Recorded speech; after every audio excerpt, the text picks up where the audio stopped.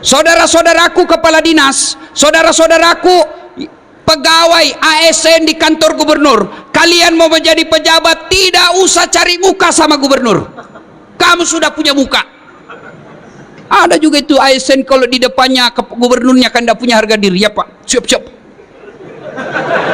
santai mako bos, biar gubernur senang sama kamu. Kalau istrinya gubernur tidak senang, tidak jalan es kamu. Iya pastilah. Apalagi kalau istrinya Pak Gubernur sudah, saya tidak mau lihat itu anak buahmu. Pokoknya bulan depan saya tidak mau lihat lagi ada di situ. Hancur kau, hancur, hancur, hancur-hancurnya. Daripada cari muka sama manusia, mending kau cari muka sama Allah. Ada anggota kepolisian di sini yang hadir, nggak usah cari muka sama jenderal. Jenderal ada pensiunnya, jenderal ada mutasinya. Kalau di depan Kapolda, mana ada anggota yang tidak takut sama Kapolda? Kira-kira kalau Pak Kapolda panggil ajudan, itu ajudan biar lagi tidur langsung lompat, siap komandan. Coba, sehebat-hebatnya Kapolda pasti takut juga sama istri. Mana ada polisi tidak takut sama istrinya? Tidak ada orang jago depan istri Pak, termasuk Dasat Latif. Itu polisi, dia bilang polisi teman saya, sebenarnya kami ini Ustadz tidak takut sama istri, cuma istri selalu melapor sama istrinya komandan, dan komandan juga takut sama istrinya.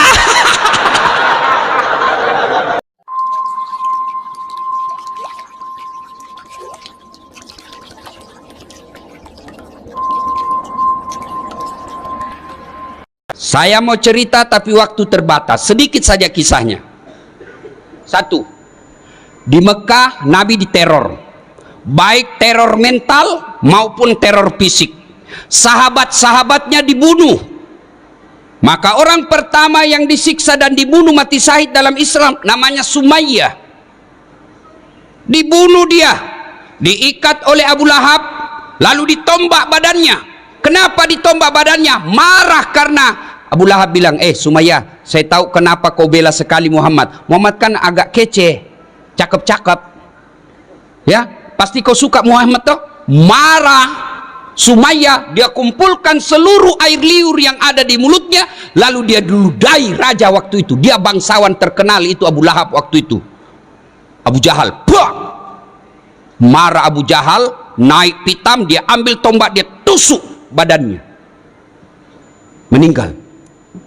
Di depan Nabi para sahabat disiksanya, diteror secara mental, diteror secara fisik.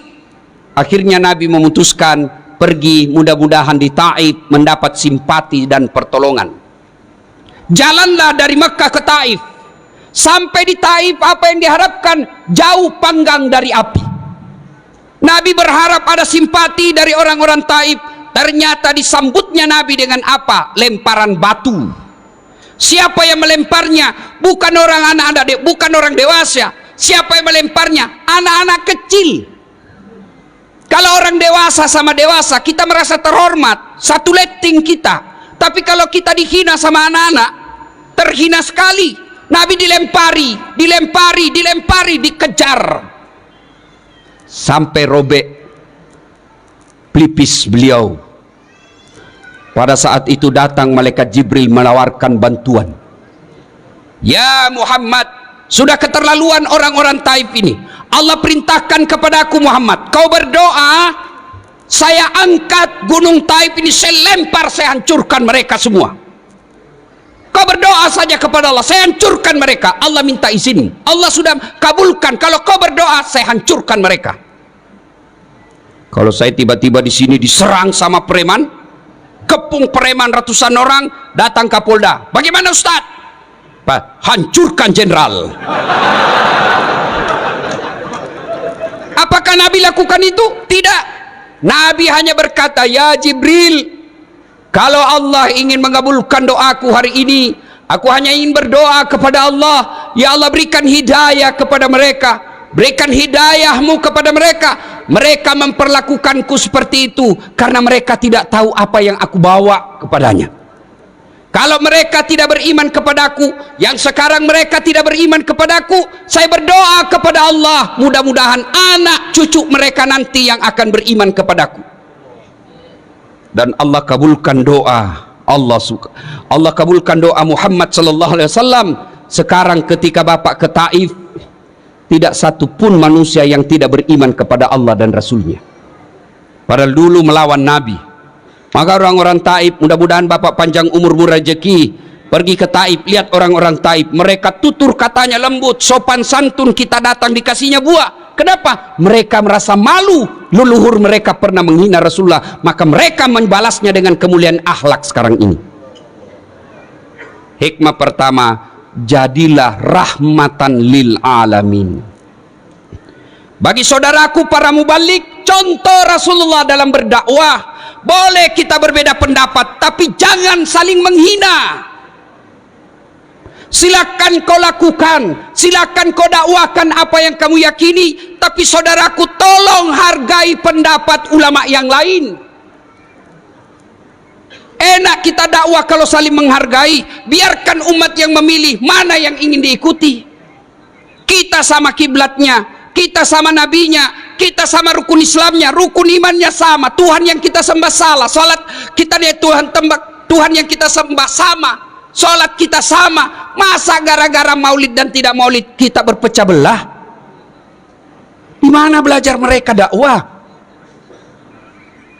Saudaraku, adik-adik remaja yang baru belajar agama, bagus girahmu belajar agama, tapi jangan taklid, jangan terfokus pada satu guru saja, kau tidak mau dengar guru yang lain. Maka sampai sekarang Pak Gubernur, saya tidak mau kalau ada yang membuat komunitas sahabat Dasat Latif, saya tolak. Kenapa? Kalau ada sahabat Dasat Latif berarti ada yang bukan sahabat saya. Kalian semua sahabat saya, non muslim pun sahabat saya. Kelemahan anak-anak remaja kita belajar, ketika sudah ada komunitas sahabat ustadz ini, maka dia tidak mau dengar ustadz yang lain. Adik-adikku, makin banyak guru yang kau dengar, makin luas wawasanmu.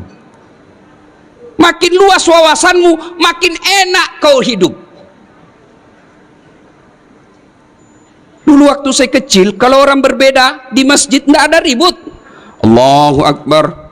Subuh kunut, yang satu tidak kunut, yang satu kunut, yang di samping saya tidak kunut, saya tidak ribut. Saya cuma bilang dalam hati, oh Muhammadiyah. Selesai.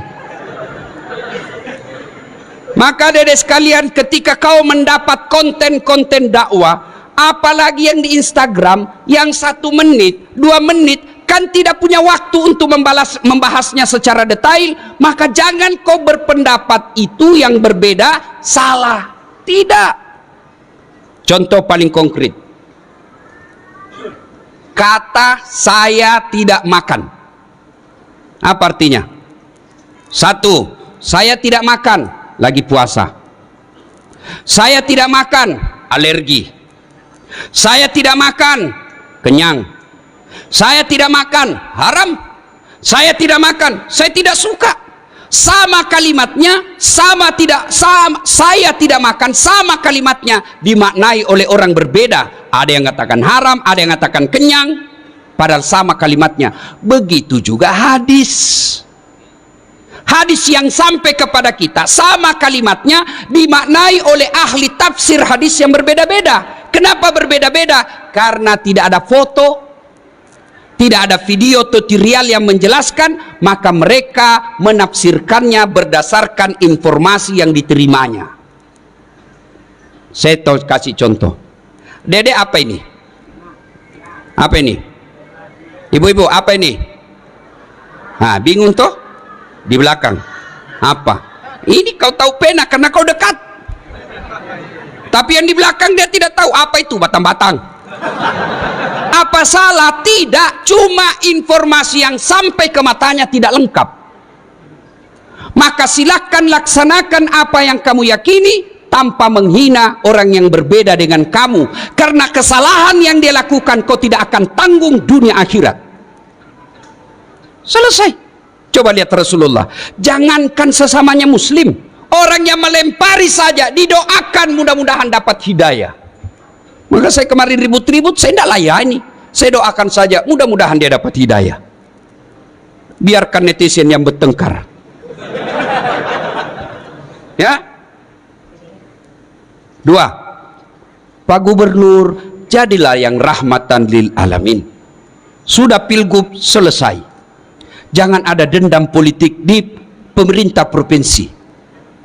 Dulu pegawai kita yang tidak mendukung Pak Gub, biarkan dia dengan tidak dukungannya, tapi jangan dendam dan mutasi jauh-jauh ke sana.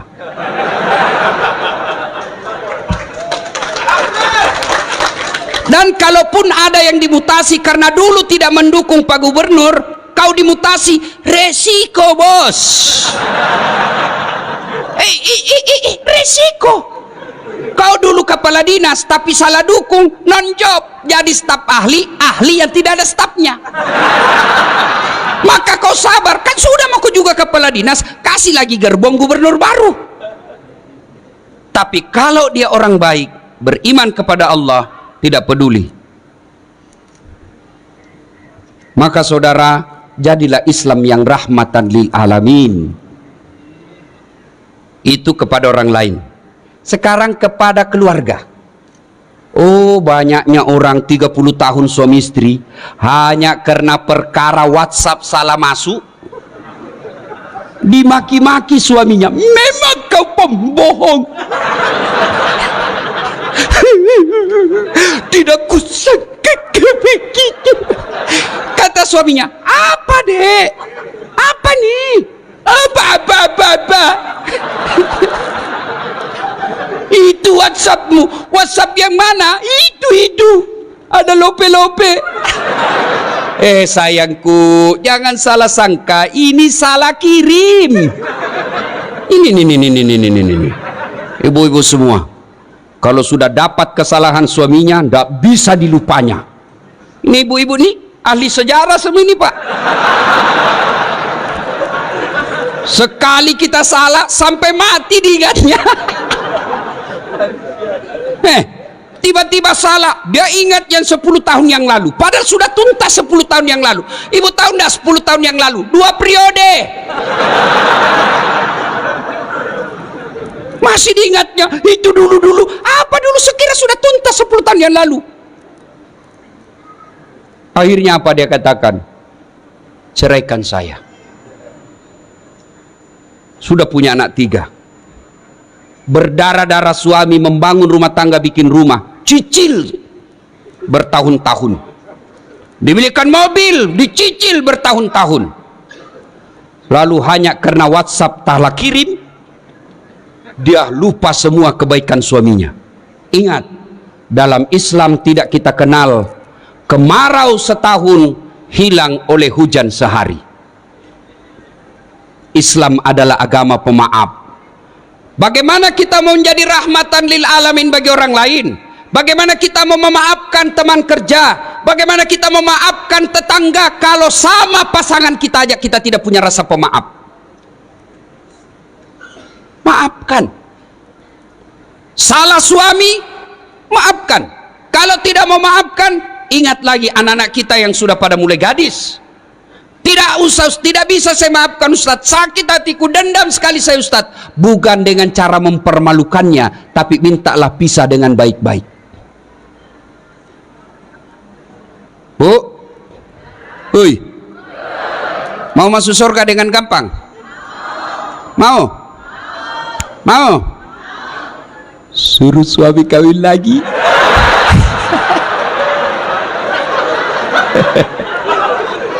Langsung dibilang ibu-ibu, banyak jalan menuju surga Ustaz. Memang banyak tapi macet. Salatullah salamullah ala toha Rasulillah. Salatullah salamullah ala yasin. Poin kedua, Rasulullah Sallallahu Alaihi Wasallam suatu ketika ke masjid. Sampai di masjid dibuka sendalnya. Ada sahabat, dia lihati sendalnya Nabi. Dalam hati Nabi, oh, dia suka sendalku ini. Dia senang sendal saya. Selesai sholat, Nabi tanya, kau tahu rumahnya si Fulan? Tahu ya Rasul, yang tadi lihat-lihat sendalnya Nabi. Didatanginya. Assalamualaikum warahmatullahi wabarakatuh. Dari dalam, waalaikumsalam warahmatullahi wabarakatuh. Itu salamnya orang Islam. Jangan kau singkat-singkat. Jangan seperti mahasiswa di Unhas, saya turun dari mobil, dia bilang saja, Assalamualaikum. Apa Assalamualaikum? Assalamualaikum. Kok kira ini SMS? Standar orang Islamin, Assalamualaikum, semoga keselamatan bagimu, warahmatullahi, rahmat Allah menyertaimu, wabarakatuh, berkah Allah menyertaimu. 3 isinya doa. Maka kalau menerima telepon, jawab dan terima salam dengan sempurna. Assalamualaikum warahmatullahi wabarakatuh. Jawab, waalaikumsalam warahmatullahi wabarakatuh waridwana. 30 pahala kemuliaan bagimu. Dari dalam bertanya, siapa ya?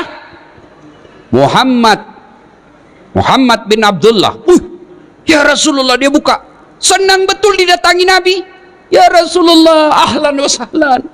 Selamat datang ya Rasul. Ada apa gerangan? Gini, tadi di masjid saya lihat kau lihat-lihati sandal saya. Sepertinya kau senang ya? Ya ya Rasul. Baik betul sandalnya ya Rasulullah. Kalau begitu ada kesempatan buat saya berbuat baik. Dikasihnya. Silahkan kau ambil. Dermawan. Saya tadi disampaikan sama Kabak Kesra ketika saya makan. Beliau katakan, bagusnya cincinmu Pak Ustadz. Dalam hati saya, dia mau menjebak saya ini.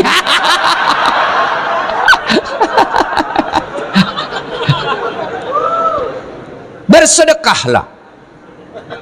Ustadz, kenapa rumah tangga saya kok tidak bisa tenang dalam rumah? Kamu pelit. Orang yang pelit, tidak ada orang senang. Saya tanya, saudara-saudaraku, senang pejabat yang pelit atau dermawan? Dengar Pak Gubernur. Senang anggota DPR yang pelit atau dermawan? Masya Allah. Senang tetangga yang pelit atau dermawan? Semua senang dermawan. Tidak ada orang suka orang pelit. Bahkan orang pelit sekalipun tidak senang sama orang pelit.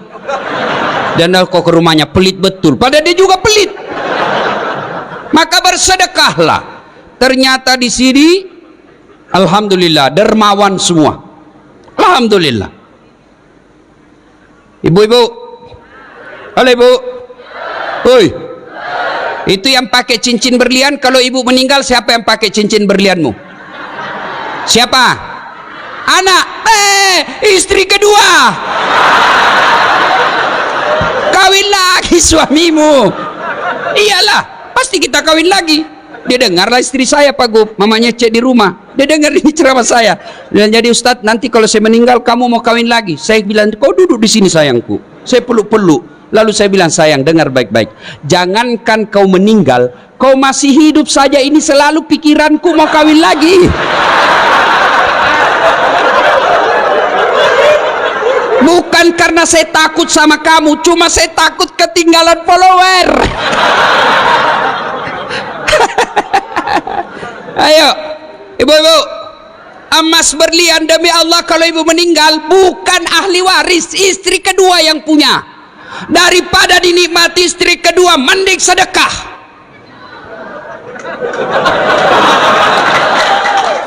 Ayo, sedekahlah. Bapak-bapak yang sudah uzur, yang sudah muka-muka sakaratil maut, sedekahlah. Sedekah. Biasa kita salah menyikapi harta. Investasi. Apa? Ya, investasi. Ustadz, ada tanah di sana Ustadz. Ini Ustadz, 10 tahun yang akan datang 10 kali lipat harganya. Saya bilang, kau yakin masih hidup saya 10 tahun yang akan datang? Ini otaknya punya otak dibingkai setan. Investasi Ustaz, 5 tahun yang akan datang di sini, ujung-ujungnya Pekanbaru, tanah sekarang masih 1 juta. 5 tahun yang akan datang 7 juta, beli sekarang. Kau masih yakin 7 tahun yang akan datang masih hidup? Maka kalau kau mau yakin investasi paling real dan tidak bisa diambil orang lain, bangun kau masjid. Jelas investasinya. Ada duitmu sekarang, nikmati. Ada makan yang Anda nikmati, itulah makan itu. Makan yang enak-enak, nikmati, selebihnya sedekahkan. Allah tidak melarang kalian pakai yang mahal-mahal. Allah tidak melarang kalian bikin rumah yang mewah-mewah. Yang Allah tidak senang kau bikin rumah yang mewah tapi kau tidak pernah bikin rumah ibadah. Rumah mewahmu anakmu yang punya. Iya kalau anakmu nanti baik. Kalau tidak baik, rugilah kau. Ada orang tua sudah selayaknya bikin masjid, sudah selayaknya bikin musola, sudah selayaknya bantu panti asuhan, sudah selayaknya menyekolahkan fakir miskin. Investasi. Sudah sekolahkan anaknya tinggi-tinggi, sudah itu dia kasih nikah, dia lagi yang ngongkosi. Sudah nikah anaknya, dibelikan lagi rumah. Sudah dibelikan rumah, lahir anaknya, cucunya, dia lagi yang sekolahkan cucunya. Dibelikan lagi mobil, cucunya dibelikan lagi mobil. Tidak salah, tapi bapak keliru kalau bapak tidak pernah bikin rumah ibadah. Iya kalau anakmu baik. Nanti anak yang kirimkan saya ketika saya meninggal, jangan harap. Kalau anak yang baik, anak kita baik, tapi takut sama istrinya. Apa? Sedekah-sedekah bapakmu terus, bapakmu sudah mati, itu anakmu belikan mobil. Terpaksa tidak jadi sedekah buat bapaknya, yang sudah meninggal. Ada di sini, bapak-bapak takut sama istrinya? Ada? Muka-muka takut sama istri ini, Pak. Dengar ini baik-baik. Berhenti kau jadi laki-laki kalau takut sama istri. Ngamuk dia Ustadz. Kenapa kalau dia ngamuk? Nangis dia Ustadz, tidak apa-apa dia nangis. Dia pecahkan piring Ustadz, kalau dia pecahkan satu lusin. Dia pecahkan semua. Kenapa? Piring gelas boleh dibeli, harga diri sebagai suami tidak boleh dijanja istri. Takbir. Yang takbir itulah yang takut sama istrinya. Salatullah ala toha rasulillah, salatullah salamullah ala yasin habibillah. Bapak-bapak, kira-kira kalau bapak sudah meninggal masuk kubur, apa masih ada bisa yang bantu kita? Pak Kapolda punya anggota dimutasi jauh sekali, pedalaman Riau, tidak ada sinyal, jalan jelek, menderita di sana. Masih ada pilihan? Masih ada pilihan? Masih Pak Jenderal. Apa pilihan? Pensiun dini, tidak ada urusan. Pegawai kantor gubernur salah pilih kemarin,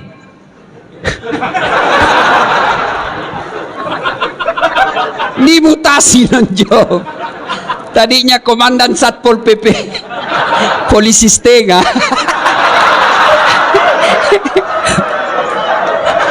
Ya kan? Dimutasi. Masih ada pilihan? Masih. Apa pilihan? Tunggu 5 tahun selesai jabatannya. Nggak bisa menunggu. Masih ada pilihan. Apa pilihan? Pensiun. Minta pensiun. Selesai. Saya merantau dari Tanah Bugis ke bumi Lancang Kuning sini, ternyata tidak bisa cari nafkah dengan baik, menderita saya di sini. Masih ada pilihan? Apa? Pulang kampung. Masih ada pilihan. Dunia menderita kamu, masih ada pilihan. Tapi dengar saudaraku, demi Allah, begitu kau masuk kubur, senang tidak senang, tinggal kau di situ. Tidak boleh kau keluar lagi. Begitu kau keluar, lari satu kampung, Pak. Dan pada saat itu tidak ada pilihan. Pilihan yang bisa menolong kita, sedekatun jariah. Bersedekahlah. Gimana saya mau bersedekah, Ustadz? Saya kan orang miskin. Sedekah, saudaraku, tidak selamanya duit. Sedekahnya Pak Gubernur, jangan kau selalu datang bawa proposal, nanti ditangkap KPK beliau. Apa sedekahnya Gubernur? Bikin perda yang mensejahterakan rakyat Provinsi Riau. Itu sedekahnya Pak Gubernur. Apa sedekahnya polisi? Jangan kau minta duit sama Kapolda. Berapa gajinya? Apa sedekahnya Kapolda? Tertibkan lalu lintas. Potong kepalanya itu anggota yang nakal. Kata Kapolri. Bukan saya, Kapolri. Ayo, sedekahnya polisi bukan dengan dikasihnya duit. Berapa kasihan duitnya gajinya polisi? Apa sedekahnya? Menjadi pelindung, pengayom, dan pelayan masyarakat. Alhamdulillah, kita senang perintah Kapolri sekarang yang berupaya membersihkan tubuh Polri secara intern. Kita doakan mudah-mudahan polisi Republik Indonesia semakin menjadi polisi yang presisi. Kau tahu semua toh? Apa sedekahnya anggota dewan? Jangan kau tidur ketika rapat.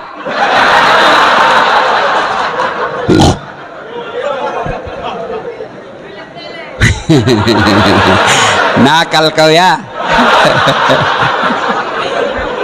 Pak Gub, pernah dengar ceritanya anggota DPR di akhirat? Ya kan?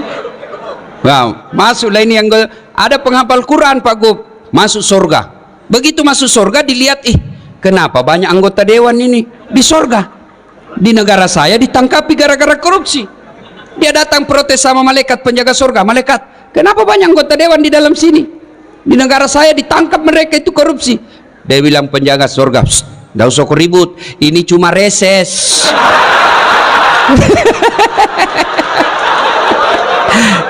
Bukan anggota DPR yang hadir di tempat ini, bukan. Yang hadir di tempat ini anggota dewan yang baik. Coba lihat anggota dewan kita kalau mau dipilih, datang keluar masuk masjid pakai serban, pakai gamis, bajunya lengkap. Kalah-kalah penampilnya ada saat latih. Begitu terpilih, tidak pernah lagi datang masjid. Ada begitu di Riau? Ada? Kau salah, kenapa kau pilih?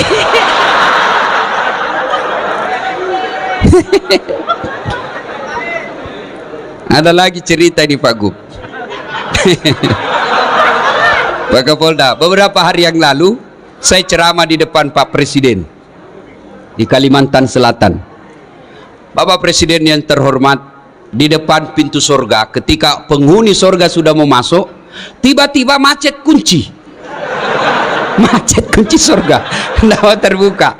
Orang mau masuk, macet kunci. Malaikat coba, tidak bisa terbuka. Akhirnya malaikat balik. Ada yang bisa perbaiki kunci? Maju orang pertama, Ajinomoto, orang Jepang.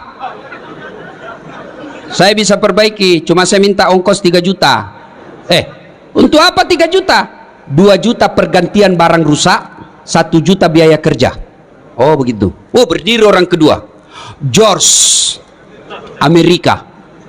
Saya bisa lebih hebat dari dia, cuma saya minta agak lebih sedikit. Kata malaikat, berapa? 5 juta mas bro. Untuk apa 5 juta? 2 juta biaya riset, penelitian, kita mau tahu apa sebabnya supaya tidak terulang. 2 juta lagi pergantian barang yang rusak, 1 juta saja biaya kerja. Oh begitu. Maju orang ketiga. Saya bisa lebih hebat dari ini, lebih jago saya dari ini 2. Siapa kamu? Broker.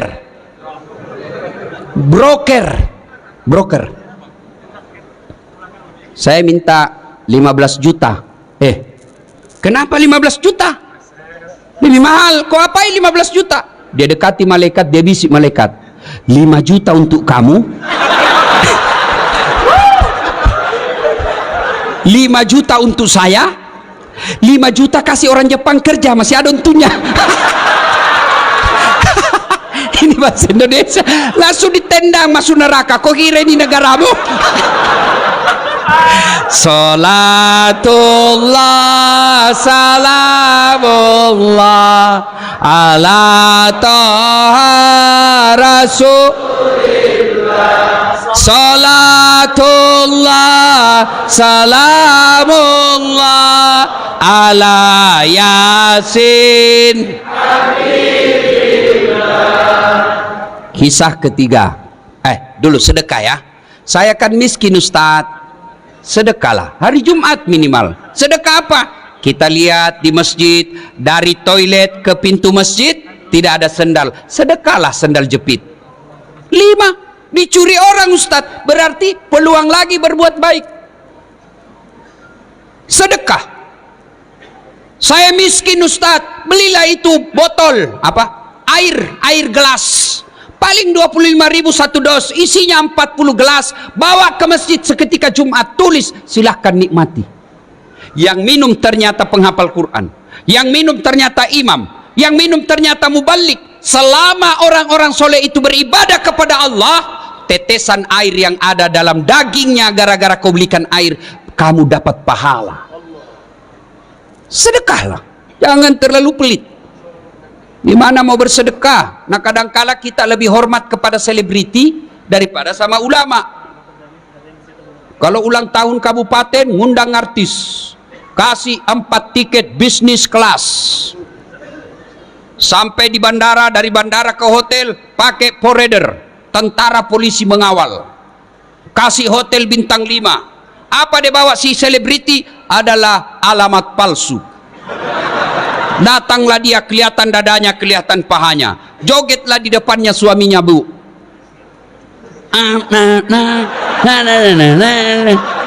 Enggak juga dipegangnya kita pahanya, pak, dikasih lihat-lihat saja. Pulang kasih uang 100 juta. Sampai di Jakarta dia pakai maksiat duit kita yang 100 juta itu. Begitu cara kita menghormati para seleb yang hanya datang hura-hura. Tapi begitu bapak mengundang penghafal Quran datang, yasinan di rumah, datang baca yasin, barasanji di rumah, bapak jemput tidak, dikirimi Grab. Grabnya motor tua, satu sadelnya di belakang, tidak ada stang kakinya, tak gantung lah kaki kita. Hujan satu mantel kita berdua. Sudah sampai sedikit lagi Ustaz, tinggal 2 tikungan. Begitu 1 jam kita barasanji di dalam, sallallahu ala Muhammad, sallallahu alaihi wasallam, sallallahu, busa-busa sama ketek, pak. Begitu mau pulang kasih duit 50.000, dikusuk-kusuk pula. Kata suaminya, masa kok cuma kasih 50.000? Apa dia bilang istrinya? Ya sudahlah, tambah pisang 2 sisir di situ. Kau ketawa karena kau begitu kelakuanmu. Kasihan ini, bagaimana anak-anak kita mau jadi penghafal Quran? Perlakuan kita kepada hafiz-hafizah tidak hormat. Alhamdulillah Provinsi Riau kita hormat kepada Pak Gubernur yang mengirim anak-anak Riau untuk hafal Quran di Pulau Jawa. Alhamdulillah. Bagaimana anak-anak kita mau sekolah pesantren, temannya dilihat joget-joget di panggung, nyanyi, pulang bawa motor. Dia pulang nggak baca-baca, berdoa di rumah, pulang bawa pisang. Dia bilang mamanya, ndak usah kau jadi ustaz, coba lihat itu 1 jam dia pergi cuma bawa pisang. Muliakanlah ulama-ulama kalian, jangan terlalu pelit. Ibu bapak saudara-saudara sekalian, hikmah yang berikutnya, Nabi bangun sholat tengah malam. Tiba-tiba Aisyah juga bangun, didapatinya Rasulullah lagi sholat tengah malam. Nah Aisyah menunggu Nabi, ternyata masih lama. Akhirnya Aisyah tertidur lagi. Bangun lagi Aisyah, didapatinya Rasulullah masih sholat. Tertidur pula Aisyah, bangun ketiga kalinya, masih juga sholat. Nabi selesai sholat. Selesai sholat Nabi didatangi oleh Aisyah. Lalu berkatalah Aisyah, ya Rasulullah, Anda kan tidak punya dosa, Anda kan dijamin masuk surga. Kalau ibadah biasa-biasa saja, jangan terlalu panjang-panjang. Kata Nabi, wahai Humairah istriku, apakah tidak baik kalau saya disebut abdan syakura, hamba yang pandai bersyukur? Hikmah yang kita bawa pulang, ayo tingkatkan kecintaan beribadah. Alhamdulillah saya lihat kalian semua rajin dengar dakwah, tapi semua tidak ada guna ketika tidak ada action ibadah.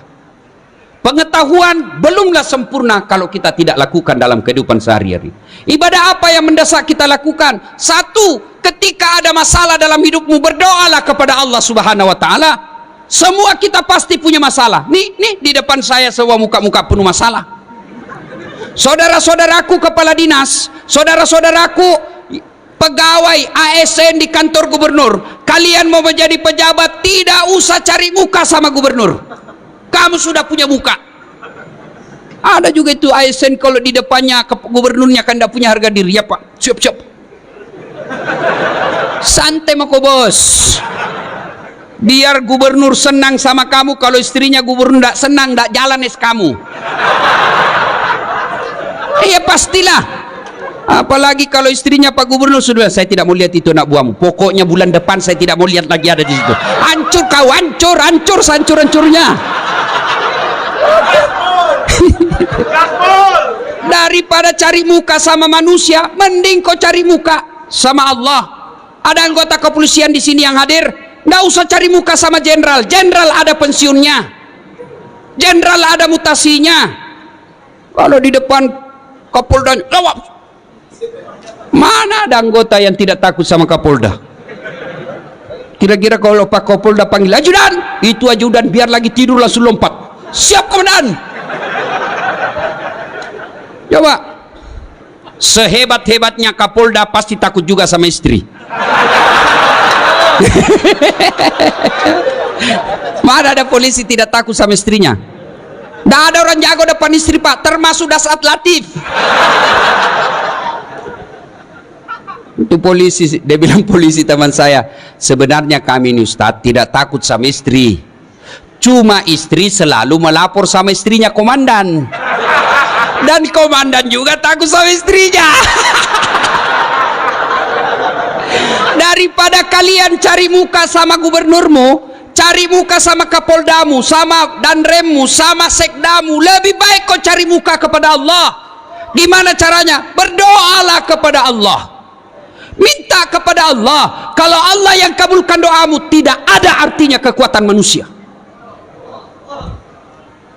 Saudaraku, kau mau sarjana, sudah sarjana mau cari kerja, jangan nyogok. Kau demo kiri kanan, jangan korupsi. Begitu kau sarjana mau jadi pegawai, kau nyogok. Apa hebatnya pegawai negeri? Nyogok kalian 100 juta mau jadi polisi, sampai 300 juta, sampai pensiun kau tidak bisa kembalikan uangmu itu. Mana ada pegawai negeri tidak ada utangnya di koperasi? Tunjukkan saya. Kenapa kau tahu? Saya juga pegawai negeri. Udahlah. Kau sarjana tidak harus jadi pegawai negeri. Kau sarjana tidak harus jadi polisi, tidak harus jadi ASN. Kau jadi pengusaha, kau jadi anggota DPR pun boleh. Adik-adik yang sarjana, kau pulang kampung, masa kau tidak bisa dapat di kabupatenmu 1.500 suara? 1.500 suara, insya Allah kau duduk di DPR. Perbaiki negaramu, jadi anggota DPR yang jujur. Kalau kau waktu kuliah kau demo pejabat yang korup, begitu kau menduduki jabatan, kau aplikasikan protesmu yang korup itu. Tidak mesti kau jadi pegawai negeri hanya nyogok. Saya mau jadi pegawai, boleh, tapi jangan nyogok. Minta tolong kepada Allah, Allah kabulkan, tidak ada yang bisa hilangkan namamu. Hakul yakin. Saya punya pengalaman, dulu dihilangkan berkas saya, alhamdulillah terpilih juga kalau Allah yang mau. Tak ada yang mustahil di sisi Allah. Berdoa kepada Allah, sudah berdoa, belajar, tidak lulus, percaya yang kau tempuh itu, yang kau minta itu tidak baik buat kamu. Tamat SMA saya daftar Rakabri, tidak lulus. Kenapa? Ceper. Tidak cukup tinggiku. Saya protes, ya Allah, kenapa kau lahirkan saya dalam keadaan pendek? Kau tidak rugi jadi Tuhan kalau kau tambah 2 senti saja. Teman saya lulus Pak, sekarang dia polisi reserse di Polda Sulbar, Sulawesi Barat, pangkatnya 1 bunga, kompol. Saya lulus jadi ustadz, pakai baret putih, dia pakai baret merah. Alhamdulillah dengan baret putih yang saya pakai, mulai baret hitam sampai baret merah, ku caramai kau semua. termasuk Jenderal Bintang 2 malam ini ku ceramai. Maka saudaraku yang tamat sarjana, kau ikuti proses penerimaan ASN, tapi jangan kau sogok. Cintai dirimu, cintai negerimu dengan tidak terlibat sogok menyogok. Kalian marah kalau ada pejabat korup, kalian marah kalau ada gubernur korup, kalian marah kalau ada anggota DPR korup, tapi kalian terima sogoknya ketika mau dipilih. Kalau kalian mau membutuhkan pemimpin yang bersih, jangan kau terima uang sogok.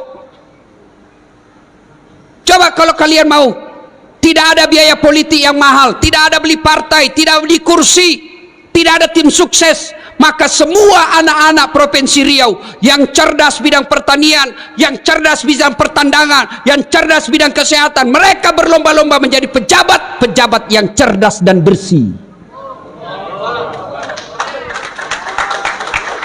Maka membersihkan negara kita ini bermulalah kalian jangan terima uang pilkada.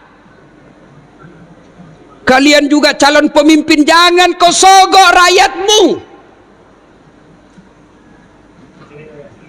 Kalau rakyat tidak mau menerima sogok, pejabat yang mau jadi pejabat lagi tidak menyogok, maka terbentuklah sistem pemerintahan yang bersih yang insya Allah rakyat ikut menikmatinya. Kalau kau minta 300.000, satu kali aja makan coto sop saudara Bugis Makassar habis. Begitu mereka tidak datang lagi melihatmu, kau bilang, kenapa ini anggota DPR tidak pernah lagi datang? Dia bilang apa? Untuk apa saya datang? Saya sudah bayar kau 300.000. Nah, ibu bapak, saudara-saudara sekalian, berdoalah. Berdoa. Ibu-ibu ada masalah dalam rumah tangga, berdoa. Adik-adik mau kuliah, mau kerja, berdoa kepada Allah. Dan berdoa tidak harus bahasa Arab. Berdoalah. Ud'uni astajib lakum, kata Allah. Berdoa kepadaku pasti saya kabulkan. Itu janji Allah. Maka begitu kalian menghadapi masalah dalam hidup ini, berdoalah seperti yang dicontohkan oleh Rasulullah Muhammad sallallahu alaihi wasallam. Dan pada akhirnya, semua yang kalian dengar, semua yang bapak-bapak tahu dan dengar malam ini, semua tidak ada artinya ketika tidak mendirikan sholat 5 waktu. Bapak bangun satu masjid karena dermawan. Bapak sabar dalam rumah tangga, sabar menghadapi istri, tapi tidak sholat, semua kebaikan-kebaikan itu tidak ada gunanya. Puncak kemaksiatan kita kepada Allah adalah melelehkan sholat. Dan puncak penghambaan kita kepada Allah adalah sholat. Artinya apa? Orang kalau ibadah yang lain boleh kegiatan lain. Bapak puasa sambil nunggu buka puasa, boleh sambil menyanyi. Ada istri di samping, bapak nunggu buka puasa, boleh sambil menyanyi. Bila kamu di sisiku, hati rasa syahdu. Batal puasa? Tidak. Bapak lagi haji tawaf sambil dagang haji, boleh bawa rokok dia jual. Dagang itu ada banyak begitu pak, sah hajinya sah. Sambil tawaf menyanyi, sah hajinya sah. Labbaik Allahumma labbaik, labbaik la syarika laka labbaik, innal hamda wan ni'mata laka wal mulk la syarika la. Sah hajinya. Tapi solat, puncak penghambaan kepada Allah, tidak boleh kau sambil dagang, tidak boleh kau sambil nyanyi. Allahu Akbar. Begadang jangan begadang. Apa alasan kita tidak mau sholat? Ada orang biasa bilang, tidak penting sholat, yang penting hatimu. Kalau ada yang bilang begitu, tanya siapa nabinya. Nabi Muhammad paling bersih hatinya, Nabi Muhammad paling baik akhlaknya, beliau tetap sujud beribadah kepada Allah. Saya sakit Ustaz, ada kala sakitnya Nabi Ayub alaihissalam, seluruh anggota tubuhnya dimakan ulat, tapi beliau tetap beribadah kepada Allah. Saya kaya Ustaz, adakah kala kayanya Nabi Sulaiman alaihissalam, yang pekarangan rumahnya satu diantaranya adalah kerikil-kerikil emas, tapi beliau tetap sujud beribadah kepada Allah. Saya cerdas Ustaz, adakah kala cerdas Nabi Nuh alaihissalam, yang bikin perahu di atas ketinggian gunung. Beliau semua manusia pilihan tetap sujud beribadah kepada Allah. Saya tidak bisa kena air Ustaz. Boleh, Allah kasih toleransi, Allah kasih keringanan, silahkan kau tayamum. Saya dalam perjalanan Ustaz, silahkan kau sholat di atas mobil, tidak tahu kiblatnya Ustaz, mengarah kemana saja, boleh. Saya di atas perahu Ustaz, boleh, kiblatnya di mana? Lihat matahari terbenam, sudah lihat, Allahu Akbar, matahari terbenam, tiba-tiba perahu goyang, nggak usah juga kau goyang-goyang lagi begini. Apa lagi? Saya tidak bisa berdiri, Allah kasih keringanan, silakan kau duduk. Tidak bisa duduk, baring, tidak bisa baring, sholat pakai isyarat. Allahu Akbar, sami Allahu liman hamidah, Allahu Akbar, boleh. Tidak bisa juga, sholat dalam hati. Masih tidak bisa, bungkus kain putih, bawa di kubur. Ibu bapak, saudara-saudara sekalian, dan pada akhirnya mari mencintai Rasulullah. Bermula dari kecintaan kita berselawat kepada Rasulullah Muhammad sallallahu alaihi wasallam. Banyak yang ingin kita uraikan, tapi waktu yang terbatas. Terima kasih Pak Gubernur atas undangannya. Luar biasa Pak Gubernur. Biasanya Gubernur itu kalau undang, saya mau tanggal sekian, kalau tidak bisa tanggal sekian, tidak usah. Tapi Pak Gubernur beliau katakan kepada Pak Sul, kalau Kabak Kesra, terserah waktunya Pak Ustadz. Alhamdulillah. Mudah-mudahan Provinsi Riau di bawah kepemimpinan Bapak Gubernur, Allah mudahkan masyarakat mencari nafkah.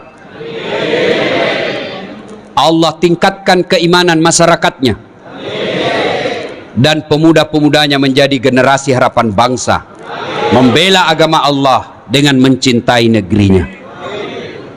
Ibu bapak, saudara-saudara sekalian, mari kita tutup dakwah kita ini dengan mengirimkan suratul Fatihah kepada Rasulullah Muhammad sallallahu alaihi wasallam. Mohon keikhlasannya untuk arwah almarhum bapak saya. Ila hadratin Nabi Mustafa Muhammad sallallahu alaihi wasallam. Summa hususil ruhil almarhum Abdul Latif bin Siapo. Al-Fatihah. A'udzubillahi minasyaitonir rajim. Bismillahirrahmanirrahim. Alhamdulillahirabbil alamin. Iyyaka na'budu wa shiratal ladzina an'amta 'alaihim. Amin. Terima kasih. Buah nangka, buah kemiri, buah nenas, buah jambu, buah belimbing, buah durian, itulah buah-buahan. Terima kasih. Assalamualaikum warahmatullahi wabarakatuh.